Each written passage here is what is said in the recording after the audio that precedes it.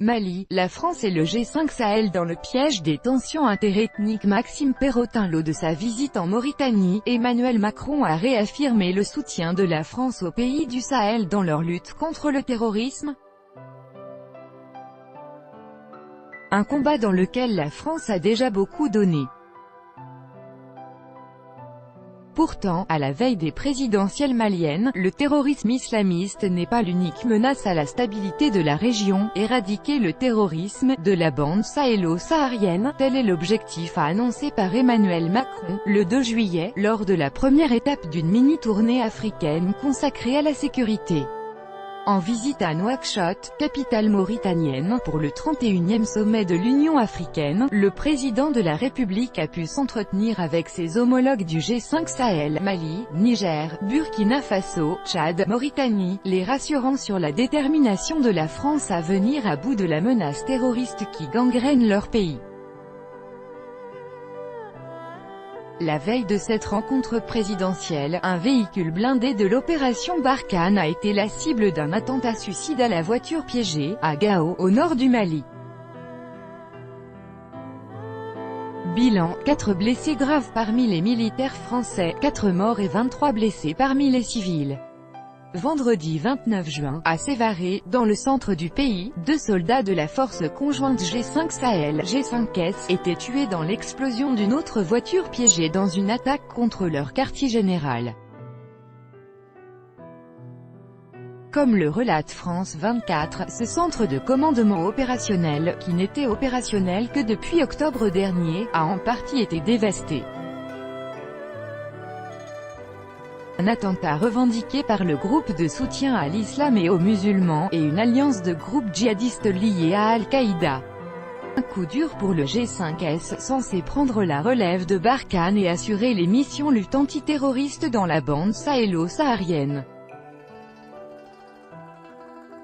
Une série d'attaques qui survient un mois avant le premier tour des élections présidentielles au Mali. Les premières depuis août 2013, qui s'étaient tenues dans la foulée de l'accord de cessez-le-feu de Ouagadougou et de l'intervention militaire française au Mali afin de stopper l'avancée vers le sud, Sévaré et Bamako, des djihadistes d'Al-Qaïda au Maghreb islamique, AQMI, du Moudjahou et d'Ansar Eddine.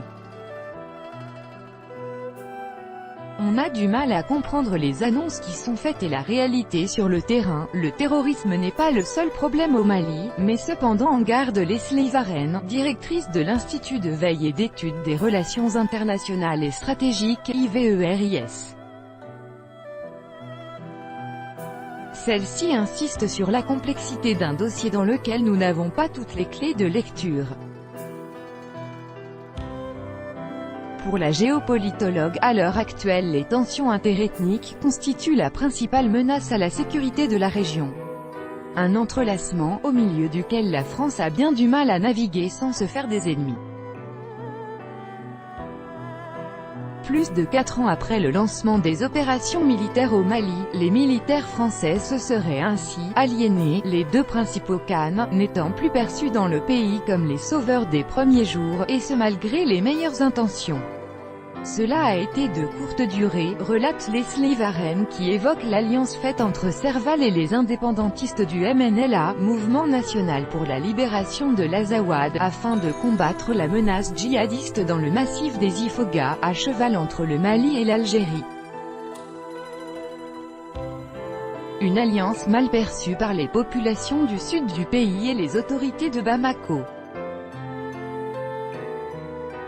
Par ailleurs, le refus français de laisser les forces loyalistes maliennes entrer dans Kidal, capitale des Ifoghas, de crainte de voir perpétrer des exactions, fut perçu par les autorités maliennes comme un autre affront.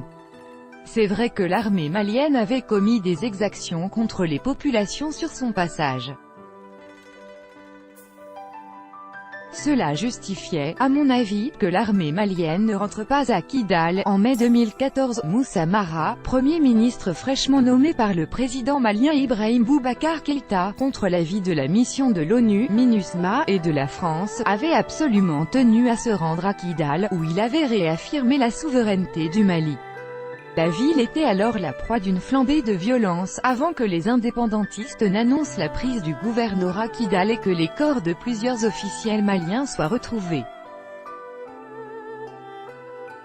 Malgré un accord de cessez-le-feu négocié entre les forces gouvernementales et les rebelles, grâce à la MINUSMA et à Barkhane, l'armée malienne lançait une offensive d'envergure pour prendre Kidal.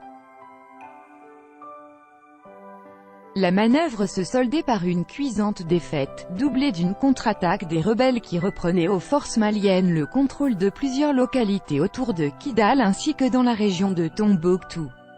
Face à la débâcle des forces maliennes, les rebelles n'avaient cessé leur progression vers le sud qu'à la demande de la France et de la MINUSMA.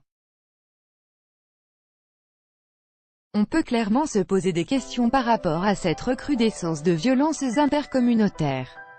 Je pense qu'elles sont en grande partie instrumentalisées par le pouvoir de Bamako actuellement. Derrière ce fiasco, Leslie Varenne pointe du doigt le rôle trouble du sommet de l'État malien, un pouvoir qui joue son jeu à lui, pas forcément avec l'allié français, sur lequel Bamako comptait initialement pour entrer dans Kidal. La géopolitologue évoque notamment une note d'analyse publiée sur le site de son institut par un ancien ministre malien. Dans celle-ci, Yahya Hage Mohamed Ali, originaire de Tombouctou, revient sur le rôle joué par l'actuel président Ibrahim Boubacar Keïta et son premier ministre, Soumeilou Boubèye Maïga. Un duo indissociable de la scène politique malienne depuis la chute Moussa Traoré en 1991, notamment lors de précédentes flambées de violence et d'exactions dans le nord du pays dans la première moitié des années 90.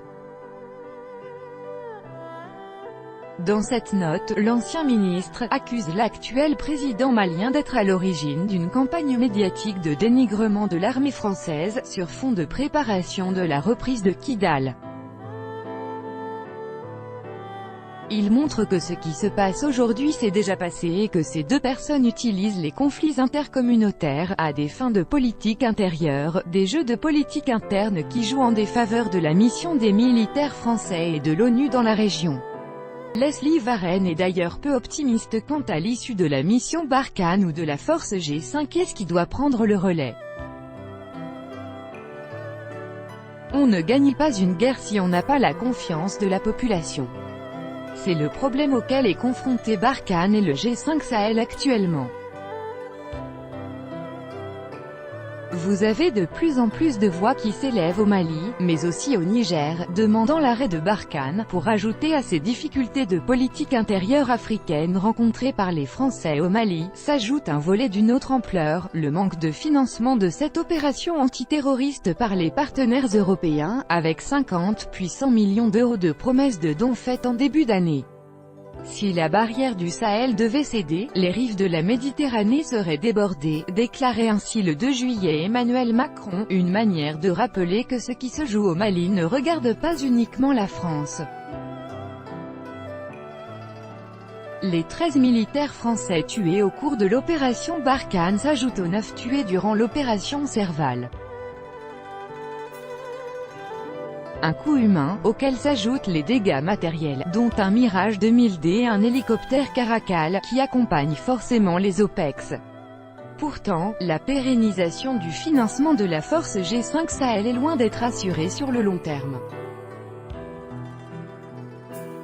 En effet, si à l'issue de la conférence internationale de Bruxelles, le 23 février, les promesses de dons s'élevaient à 414 millions d'euros, cette somme ne couvrira que les frais de fonctionnement de la force conjointe pour 2019, coûts estimés à 423 millions d'euros. Afin de pallier ces difficultés financières, le secrétaire général de l'ONU avait d'ailleurs déposé un projet de résolution afin que le G5 Sahel soit directement financé par les Nations Unies. Une initiative qui ne vit jamais le jour après le veto des États-Unis. Un refus américain, qui interpelle particulièrement Leslie Varenne. Selon elle, l'explication qui fut donnée de la volonté de Donald Trump de revoir à la baisse les dépenses américaines au sein de l'ONU ne tient pas. La seule question budgétaire ne suffit pas. Il y a une autre raison pour laquelle les États-Unis ne veulent pas que le G5 Sahel soit sous chapitre 7. Résultat, les dons effectués s'effectuent en partie de manière bilatérale.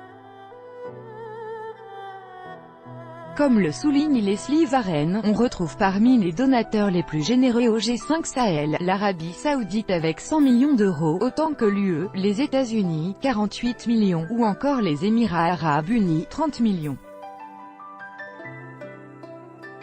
Des bailleurs sur lesquels revient la géopolitologue. Cela veut dire que le G5 Sahel serait une force financée par une coalition arabo-occidentale telle que celle qu'on a vue en Syrie, en Irak ou au Yémen avec les conséquences que l'on connaît, comme le relate RFI dans sa revue de presse Afrique. La presse ouest-africaine regretterait que Macron soit plus préoccupé par la situation sécuritaire au Sahel que les pays concernés. Et de fait, le président de la République n'a jamais caché son affection pour l'Afrique, et semble prendre particulièrement à cœur la lutte antiterroriste dans cette région. On se souvient que son premier déplacement en tant que chef d'État avait été pour les troupes françaises engagées dans l'opération Barkhane au Mali. Au vu de la tension qui règne encore dans la région et des enjeux tant sécuritaires que migratoires, cet engagement présidentiel pourrait s'avérer plus que jamais utile.